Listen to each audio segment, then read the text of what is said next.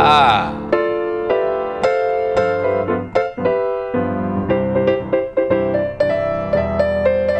Woo.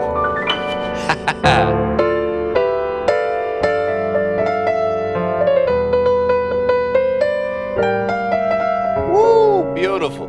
Yeah, you heard it?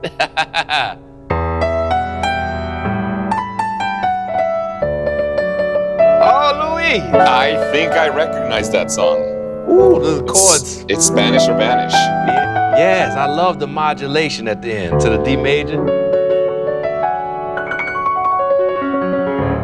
Be honest. How long did it take you to learn that? Honestly, it's about less than a minute. The song is less than a minute though, so just listen Okay, to but it. still, it took you less than a minute to learn that. Yeah, it's beautiful melody. Who wrote this? Is it? I love the way that the melody is so symmetrical. They go be di di di di di di do di da ah, and then ba da da da da da da da da da. Woo! Then the modulation. Soulful. That's amazing. Beautiful it would stuff. take me, well, I can't play the piano, but it would take me years to learn that. I was gonna say, do you play in the rhythm too? I don't.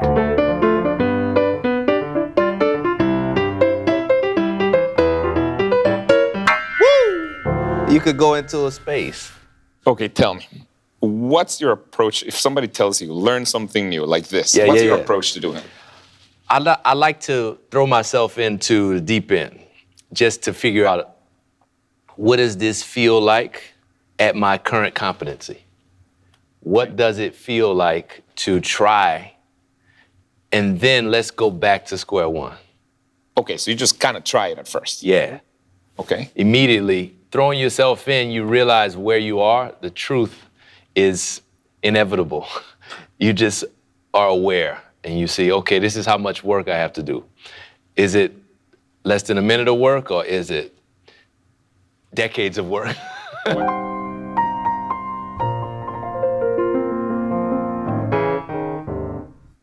For instance, when I was 11, the blues scale was the thing that I knew. The blues scales, it was a feeling and then it became a thing.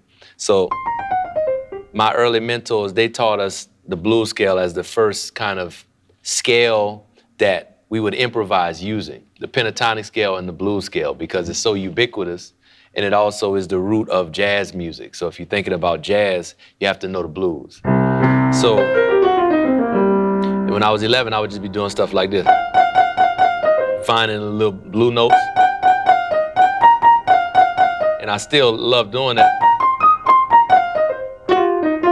But then, as I got older, more into jazz, more into classical music, I would maybe change the progressions and find the blues in more sophisticated sounding progressions.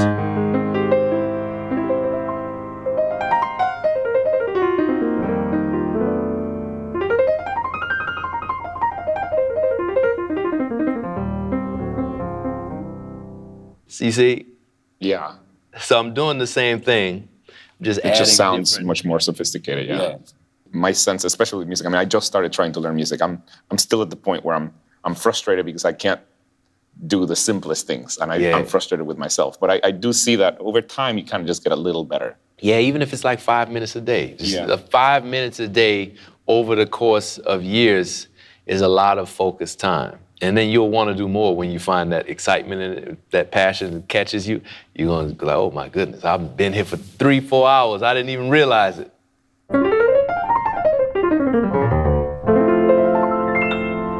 Do you think everybody should try to learn at an early age music? I think everybody should be musical because I think music is just a joy. So much that we connect to with music. It's the universal language for a reason. It catches people. So if you have a connection to music, it'll only make your life even better. Now, do you think in your case, do you think you were born with some, like a really great ear or something? You know, I think yes and no. I think yes, there's talent levels. Everybody has a certain level of talent, but I think it's more about work and consistency when you get down to it. So I think everybody has something. It's about what are you gonna do to sculpt it into the absolute highest potential of it and manifest that in the world. And then if you can do that, that's greatness. The great Kid Jordan, he said, he's an avant-garde saxophone player, very serious musician. And he taught us when we were kids, when I was 10, 11 years old. He was my jazz teacher, one of them. And he'd say, talent is like a battery. It always runs out. Wow. So we knew from early on, okay. You got a little bit of talent, but mainly you it's got work. Some talent. Mainly? It's work. It's work. Just work a lot. Yeah, work on it. Okay, yeah, but at first you started playing. When did you start writing? I wrote by chance. You know, I would listen to video game soundtracks. Okay. You know, like, yeah.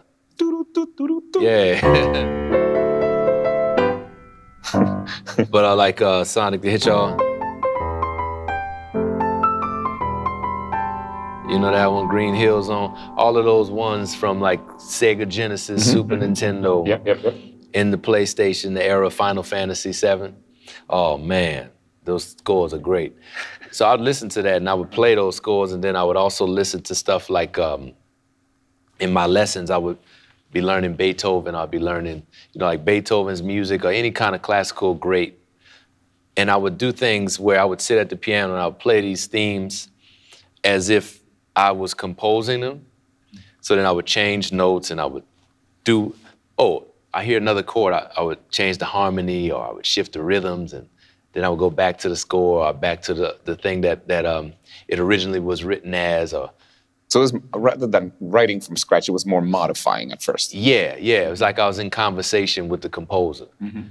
So in those early teen years, that's when I really started writing. But, you know, I'd take something, you know, like Beethoven in the Congo. Like, what would happen? You know, you just play that. And then,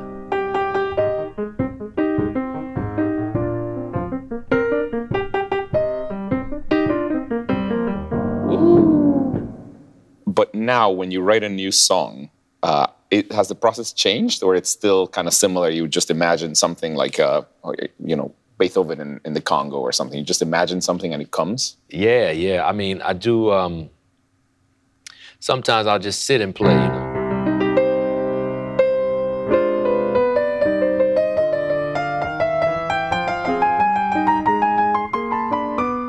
Like that's a passage, and I was like, now what if you did that backwards?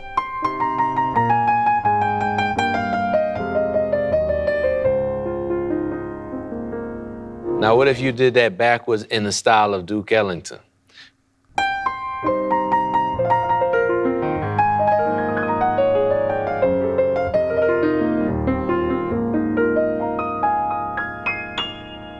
And then that become, oh wow, you see that opened up something. So I'm experimenting.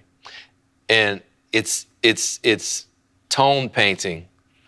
And anytime you experiment, it's like a visual artist on the canvas. You see colors come together. You know sometimes how they're gonna work. Other times you might wanna try something that you've never tried before, and then it leads you to, oh, this is a discovery. Let me go down this avenue now, and I'll continue to build this vision. And I'm discovering it as it's happening. So that's my favorite way of making music. I don't like to necessarily know or have this set idea, like Beethoven in the Congo. That's just something I discover. And then when I discover it, it's like, oh, Beethoven in the Congo is amazing. And then I start to really build it out.